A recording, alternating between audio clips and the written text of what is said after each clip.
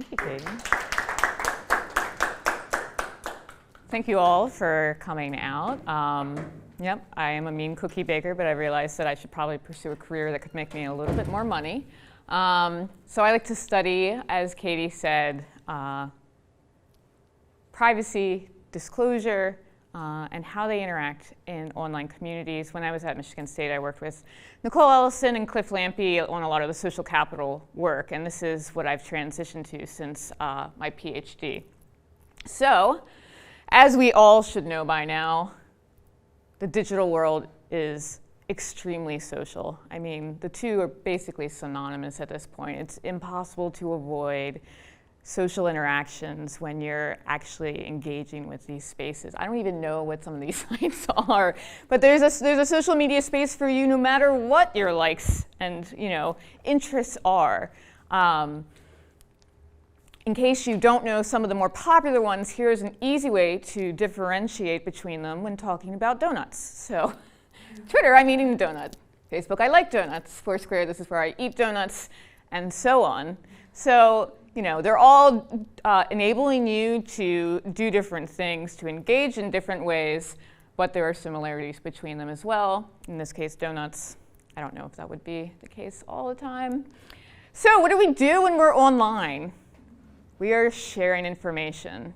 This is a fantastic infographic that Mashable, the blog, created. They first created it in 2012, and I could probably have put both up to show the comparison just between 2012 and 2014, what increases we saw. But this is the amount of data being generated every minute of the day, probably about a year ago, so these numbers are going to be even higher. 204 million emails every minute. So, in the time that you have been in this room, there have been over 1 billion emails sent around the world. We see all of these different things, and these numbers are huge. Lots of Facebook use, Google searches, etc. But this is what we're doing when we're online. We are sharing information. We're taking those, pictures and those videos. We're putting them online. We're interacting. We're commenting. We're liking. So why do we do this? The eternal question, why are we putting all these pictures of cats online, besides the fact that people have cats? And then the bigger question, what are the implications of this process, these changing norms in which people, as Mark Zuckerberg said, the norm today is sharing, it's not privacy. And whether you agree with that or not, we can't deny that people are sharing more and more information. And this could have various consequences in terms of interpersonal relationships, in terms of becoming more at risk of identity theft and other crimes, or on the flip side, enhancing relationships. So these are the kinds of things I look at. Let's focus on why we share so much online. I'm going to go through some of the big reasons why we do this. First, social connection matters. Relationship maintenance is at the heart of our social lives. We need those people around us. We need that inner network to help us get through the hard times, to be there with us in the good times. And what these technologies do is they allow you to connect, especially at a distance, so that high school friend who then goes off to college in another state, you don't have to be pen pals. You can share videos, and as time goes on, you can share all of these important life moments. You can reconnect. For the older users on these sites, the primary reason they do it is to reconnect with those people who they lost touch with. So being able to get in touch, to share those big and banal life moments is really important. Sharing builds relationships. So when you're a kid, your parents were probably talking to you about the importance of sharing. I still have this conversation with my 8-year-old at times. But when you become an adult, sharing is kind of the key factor for relationship development. So if we go back to the classical theories of relational development, disclosures are necessary for reducing uncertainty and for increasing intimacy. How do you do that? You need to be sharing that, making both increasing in the depth and breadth of information that you're sharing, which Altman and Taylor talk about in their theory of social penetration. So another thing is this idea of altruism. So we all have different resource needs every day. You know, basic level, we need that support and that. But we have other things like, hey, digging your car out. Oh, this is snow? Snow. We've had a fair amount of it. I don't know that you guys ever get snow. But so my car gets stuck, and I need help digging it out. So one of the reasons we might share information is we might share an information need. We might make an information request, a request for help. So how do we, you might be able to dig that car out by yourself, but it'd be a lot of work.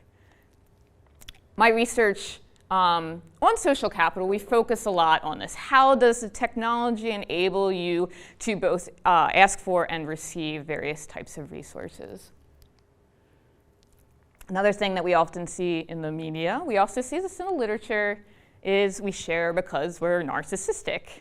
And everybody's narcissistic to some degree. All we need to do is look to selfies. So, people love taking pictures of themselves. Woo! People like taking pictures of themselves in really dangerous situations. I don't know what building that is they're on top of. Hey, with sharks. So we share because, we want to show people how awesome and cool our lives are. Of course, it's not just people, maybe. I don't know. Cats maybe are narcissistic too. There's a whole section of pictures of animals taking pictures of themselves. Really good ones with squirrels and webcams. Anyway, we also know that these interactions we're having with people are building new relationships, and they are maintaining existing relationships, and no matter how small that interaction. So the title of this talk, dealing with likes. So research that I've done with Nicole and Cliff, we found that these micro behaviors that people engage in, so whether it's just writing happy birthday on somebody's wall, whether it's liking a post, these very micro transactions, they're like a form of social grooming.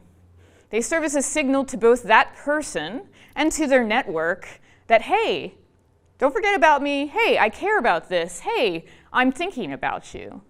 So they do serve an important role. Katie and I actually we started interacting through Twitter before we met at ICA one year. And what I was doing right before the talk is I was downloading my Twitter data so I could find our first tweet. It's not really exciting. You asked about qual-friendly journals, and I was telling you this. I was hoping for something a little juicier. Anyway, so in March of 2011, we were talking about that.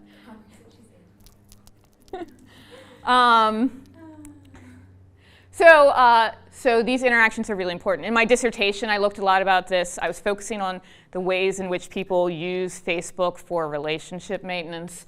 And what I found is that the different types of interactions were really beneficial, and they were especially beneficial for people who didn't have the benefit of offline interaction. So if you're not seeing that person face to face, if they're a weaker tie, if there's somebody who would have faded away otherwise, the people say that engaging in these behaviors makes them feel closer to that person and makes them feel like it's keeping that relationship alive. So you can't have a conversation about this without affordances. Hopefully most of you have heard affordances. It's one of those terms that unfortunately I feel like is devolving into meaning nothing. But I love this picture. This is the only good explanation of affordances I've ever seen. So the object is that everything has features, which is consistent across it, and affordances, which vary based on the individual or group. So in this case, a rock has different affordances for different individuals. So for the mouse, it's saying it allows the mouse to hide or climb. For the cat, the affordance is that it's preventing them from getting to their prey. And for a human, you can throw the rock. You can use it as a tool. My favorite, you can hurt your toe. That's what I would do. I added a few more. It could be your first pet, a paperweight, an art project. So for each of these different groups, the rock is affording different outcomes. Now, when we talk about social media, well, we can talk about social media kind of broadly and argue that social media have a set of affordances that differentiate them from offline interactions and from non-social media-based interactions. So there's a really good article by Treem and Leonardi that talks about this, and they talk about 4, and I group them in 2. So the first is visibility. Visibility is the idea of social media allow you to make information much more easy to locate. So it might be information that was hidden and you're making it visible, but it might have been visible, but you would have had to dig to get to it. I always think about the Facebooks in your profile, the About Me section, where it's basically summarizing, whatever you're entering. It's giving you all of that, and all you need to do is click through to that. Related to that is persistence. The idea that in a face-to-face conversation, the actual words exchanged are somewhat ephemeral. As you leave the conversation, there's no record of that unless the person's recording it. But when you go online, you have records of these interactions. This is true of email as well, but what we see is that email is only visible between the people who are in the email conversation, whereas when you post something to Twitter, hey, I can go and find that, even if we're not connected. Facebook makes this really easy, and I have an image of this later with the kind of chronology that they've included. Then we have 2 more. We have editability, so you can very carefully curate the impressions that you want to make. So you craft this message, and you can even edit it afterward. And then association, this kind of reflects what Donath and Boyd were talking about when they said public displays of connection. And so this is the idea that you're associated with other people, so your friends, your followers, and stuff like that, but then you can tag people also in pictures, and then they become associated with each other. This can serve a vetting purpose, but this is also a way to signal identity and belongingness in a group and other things. However, we also know that affordances vary by technology, and this is an important distinction. The affordances of Facebook and the affordances of Twitter do differ somewhat, for example. So let's look at some of them. Yik Yak. Yik Yak affords anonymous, highly localized interaction. It is extremely popular on college campuses. It is getting a lot of negative attention in the press because it can be a source of cyberbullying, like any anonymous system. Yes, this is one of my favorite yaks. So to the guy cheating off my math test this morning, we failed, man. And you can get upvoted and downvoted. If you get downvoted 4 times, you get kicked out of the system, which is their method of moderating bullying and other kind of negative comments. Of course, there was a big article in the New York Times this past week on it. So, apropos that somebody wrote, does that mean Yik Yak's over? Because now the public's onto it. I don't think so, but. So Pinterest, I had to log into Pinterest. It has been a long time, and I was going to take a screenshot of my board and realized how lame my board is because I didn't have much there. So I went to my friend Alice Tara, who is a very active user of Pinterest. And Pinterest affords the ability to identify and engage with people who have the same interests as you. And these interests can be really, really specific because you create boards and you identify, you categorize what those boards are about. So it can be, 90s fashionista inspiration or something general like food. And then people can follow boards, they can interact with the content. It's highly visual as opposed to something like Twitter, which is not nearly as visible. Twitter affords the ability, a couple things, but one is the ability to lessen the distance between you and the celebrities you love, because celebrities are very active on Twitter. So Taylor Swift posted this. My husband actually sent me this tweet because I love that cat. And look at this, 130,000 favorites and 46,000 retweets. People love Taylor Swift. And she's a huge presence on social media. She has 54.2 million followers, so I mean, she is quite successful. Twitter also affords hashtags. So in the aftermath of the shootings in Paris, Je suis Charlie became a hashtag, and this is a chart from CNN that's representing how many times the hashtag was used in the 24 hours following. We see almost 3.5 million tweets using that hashtag. And so this allows people who have no connection to come together about a shared cause or interest. So Facebook, this is what I was talking about. Facebook has this lovely chronology. So if I'm your friend, I can then go back and I can go to the early years and find out what you were posting when Facebook was brand new and there were no norms about what people posted. One of my friends has had a lot of problems with her friends going in and liking things to bring them back into the news feed, things that might be embarrassing 10 years later. Facebook, so this is one example of persistence and archivability. Another is really interesting is Facebook allows you to find out new things. So I type into the search bar, friends of mine who went to the University of Washington. I chose a very neutral topic here. And I find that 3 of my friends went to UW. You can look for all kinds of combinations of things in this, and you might find out things about people that you didn't know. And some of them might be embarrassing because they're looking at likes, like you like a page that's something random. So you might find out things that people don't want you to know. So this is so we know that affordances are shaping our experience. Our experience on Twitter is different from our experience on Facebook, is different from our experience on YikYak. And then the features of these sites are what encourage sharing. So on Pinterest, they have this pin it button. So you can be on any site, and you can click a little button that you've put on your browser, and you can pin that page. Facebook lets you know when it's somebody's birthday. And they've simplified it to the point where you click on that, and it opens up the status, and you have to write. You don't even go to their page. They're asking you what's on your mind, what are you doing, these kinds of questions. They're probing you. They're asking you to, hey, you want to contribute content? We know you do. And then most news sites have these buttons so that you can just click a button and you can tweet it, you can post it to your Facebook.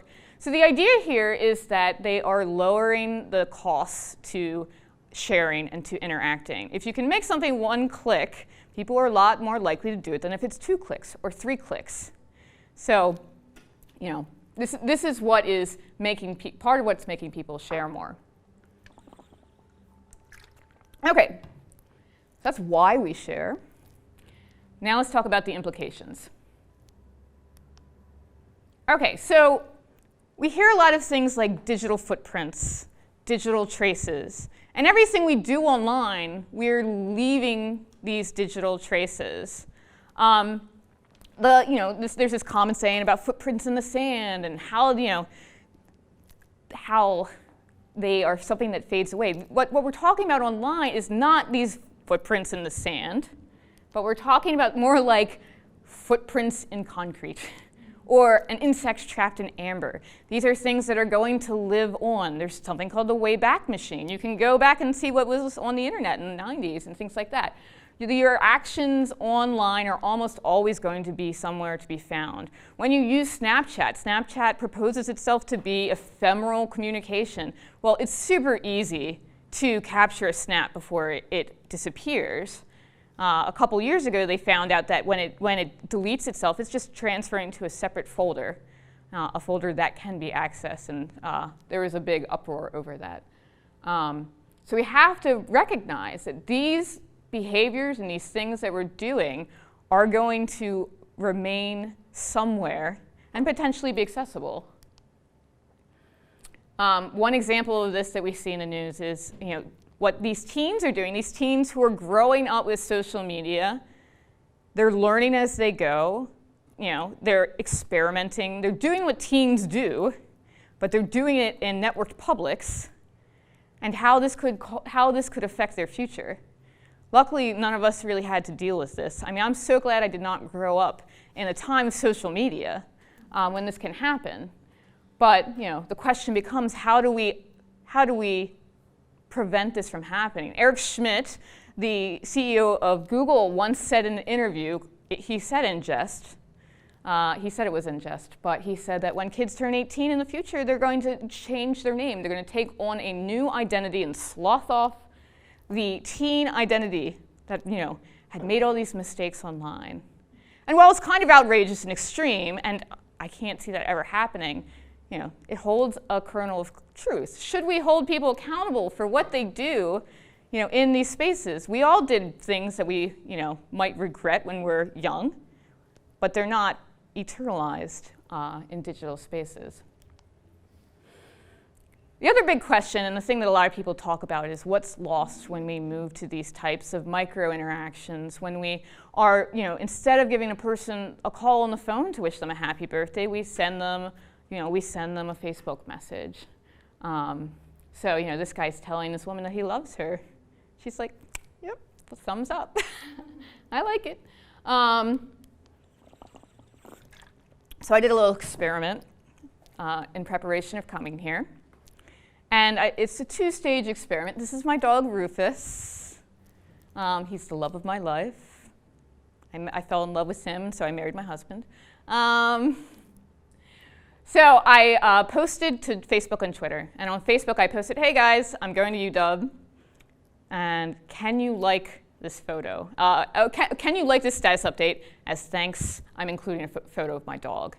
The next day, without messaging anything, I posted like a flashback photo. I can't believe this is going to be recorded of myself as a 3-year-old.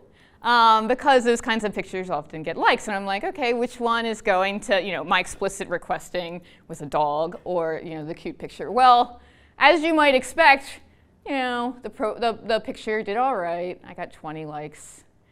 And the dog got 91. So I think it's more because it was Rufus than it was me asking. I also did this on Twitter. And I asked people to retweet and like.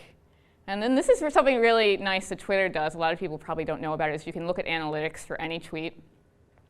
So I downloaded this on the plane yesterday. And at that point, I'd gotten 7,200 impressions, 48 favorites, and 34 retweets. I only have like 1,500 followers. So this is showing how, on a site like Twitter, you get information diffusion at a much larger scale than you do typically on a site like Facebook, because of the infrastructure, how the site is set up. But this is low cost.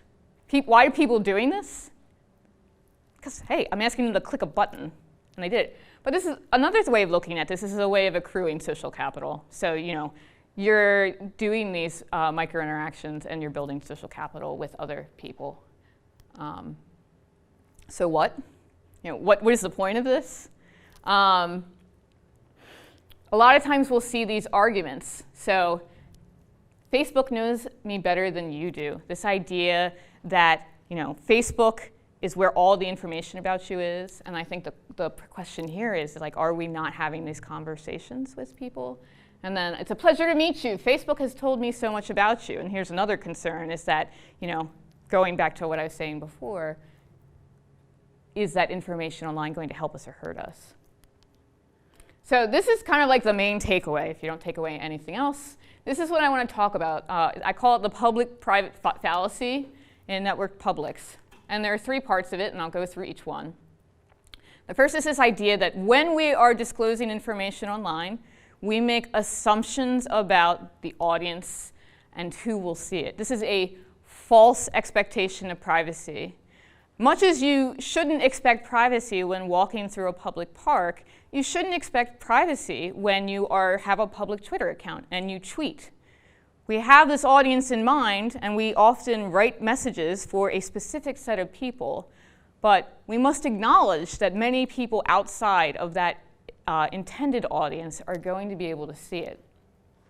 This is often because we have limited knowledge of how the technology works. Even young people who, we're always saying, oh, they're so tech savvy, they often have very limited knowledge of kind of what is under the hood in these sites. When that news about Snapchat broke, people couldn't believe it, because they don't know how the mechanisms of just moving files around within the system. The second point being, when people have to choose between privacy and security versus usability of a tool, they will almost always choose usability. This is a huge problem in the security field, but this is also a huge problem when we're looking at social systems. Because if you give somebody the option of clicking 1 button or having to click 5, they're always going to pick 1, even if the clicking 5 might protect them better. And then you're never truly anonymous. You really aren't. There might be very, very specific situations, but I think we assume in spaces like Yik Yak, people often assume they're anonymous, and they can very easily be re-identified. So first, establishing privacy in public. This is, oh gosh, what is it called? I can't remember the name of it. Do I have it here?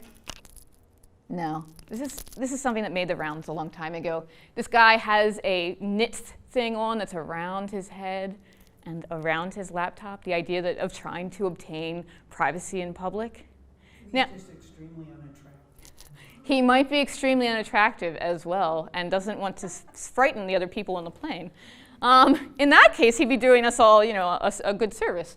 But, the point of this was to point out how we don't really have privacy, how hard it is to obtain. I mean, if you tried to use this and use your laptop, one, you'd probably get really hot and start sweating really quickly, and the laptop would get hot. But regardless, it is very, very hard to obtain a high level of privacy in a public space and still have something be useful. So hiding offline, you can achieve. Woody Hartzog talks about obscurity. He talks about obscurity rather than privacy being the way that we should frame this. So obscurity is kind of hiding in plain sight. If you go to a march in Washington and you are one of 100,000 people there, it's going to be pretty hard to find you. Online, this gets more difficult. So, for example, most browsers now have these kind of incognito pages, which keeps what you're doing out of search results. However, what I think a lot of people ignore is that it doesn't hide your browsing history from your employer, your internet service provider, or the websites you visit. So they're still all gathering the data about you. If you want to watch porn at work and you're like, oh, I can go in an incognito window and my employer won't know, it's not going to happen. They can get access to that information. The websites are still able to gather information, so they can do all of their extra marketing and gaining all those insights to give you even more targeted ads. So again, here we go back to a skill issue in that people assume, oh, I've gone incognito. I'm that mystery man. I can do whatever I want, and no one will know. And then this idea people will sacrifice privacy and security for usability. This is a Dilbert comic strip. So Murdoch says security is more important than usability. In a perfect world, no one would be able to use anything. And then the login is to stare directly at the sun. But yeah, so if you have perfect security, you have zero usability. If you have perfect usability, you have zero security. So the government faces this problem a lot. These sites face this problem. People are always complaining about Facebook's privacy settings.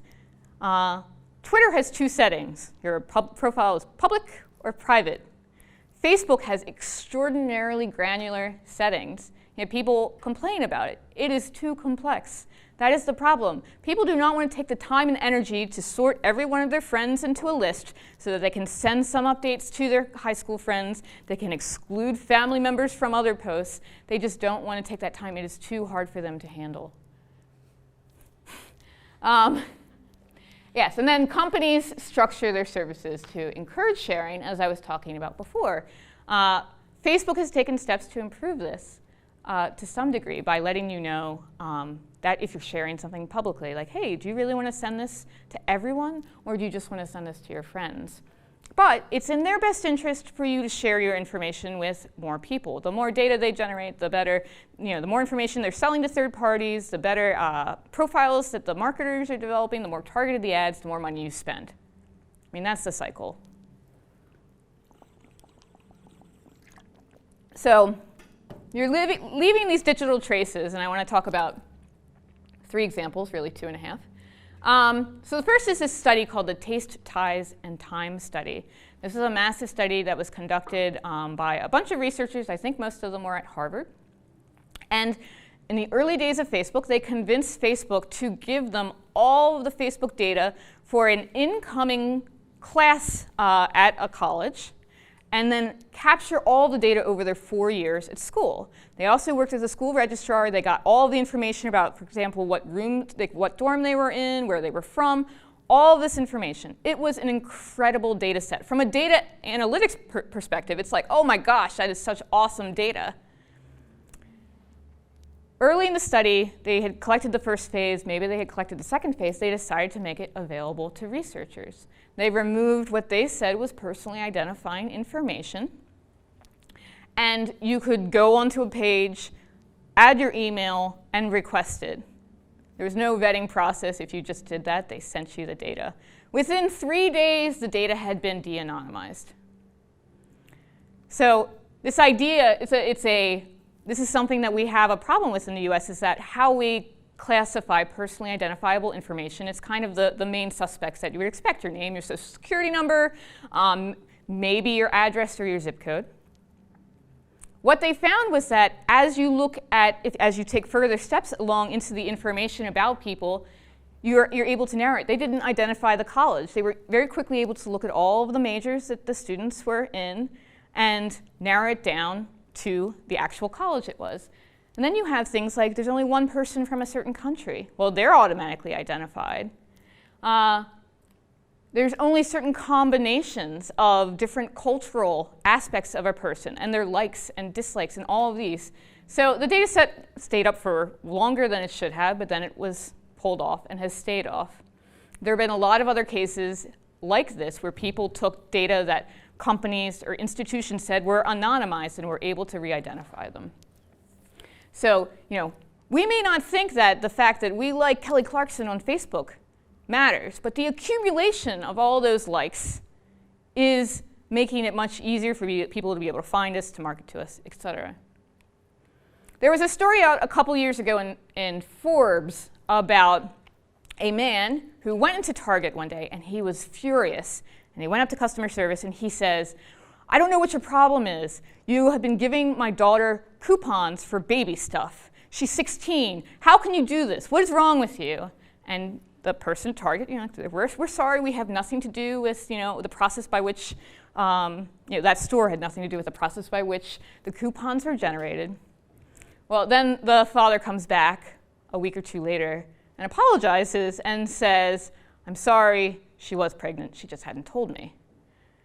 And so the idea was that by looking at purchasing behaviors over time, Target was able to identify the 16-year-old as pregnant before she was showing, before she had told her parents. And now they actually say they do this kind of stuff with pregnancy because they think pregnant women are one of their biggest target markets. And they'll start sending you all kinds of stuff before, they figure out when's the best time. Oh, they can calculate your due date now. So like by when you're buying stuff, they can calculate your due date. So then they can start marketing, all the baby stuff, the crib and all of that you're going to need to get at the right time beforehand. It's kind of scary. And then there's the NSA. I could talk about the NSA all day. But instead, I will share 2 tweets from the NSA wishing you a happy Valentine's Day. These are from the verified NSA account. Yep, happy Valentine's Day from the NSA. No, we don't listen to your pillow talk. And every move they make, every step they take, we'll be watching our foreign adversaries. Happy Valentine's Day from the NSA. I mean, it's hilarious, but it's true. Like, why are they tweeting this? So, when you think the argument that you have nothing to hide is one that I could talk to outside of this space, but that is a false assumption as well. So in the 1990s, we had this very famous comic strip come out on the internet, Nobody Knows You're a Dog.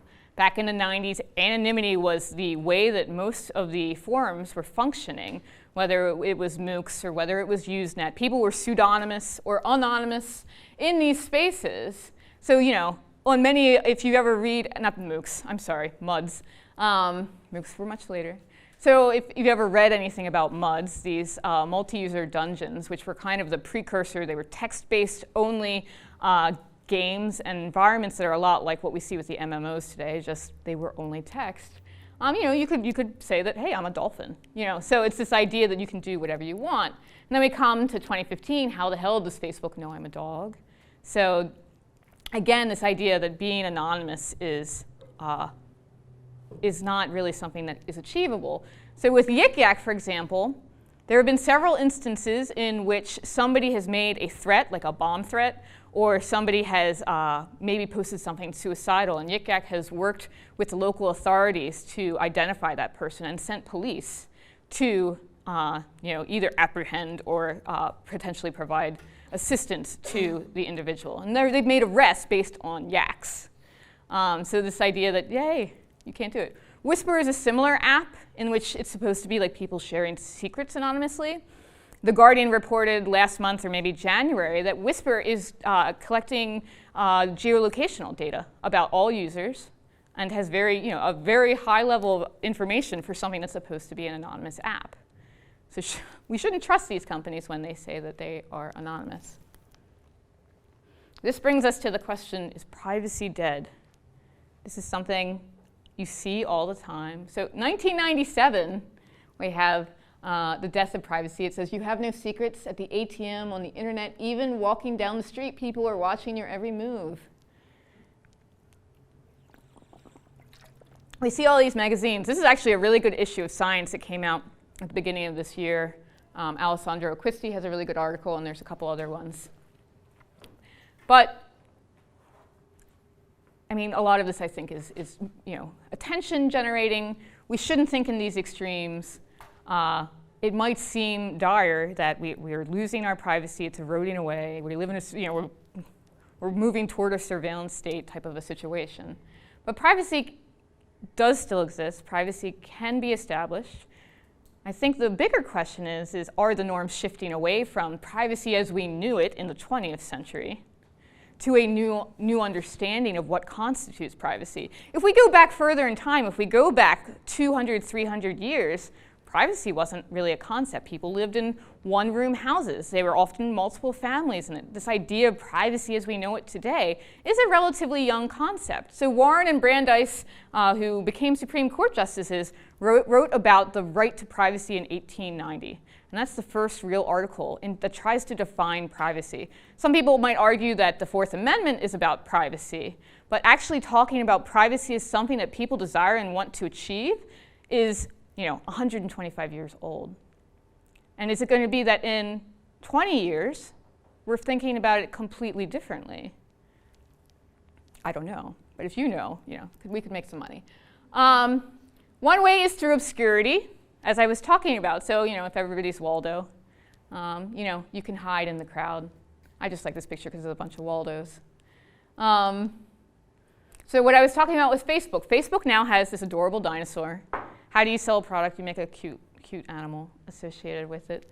So, and he does a privacy checkup. So if you log into Facebook, you can go to the top on the right, and you can click a button and do a privacy checkup, and it goes through, and it checks all your settings, and it alerts you to what might be set more open than other things.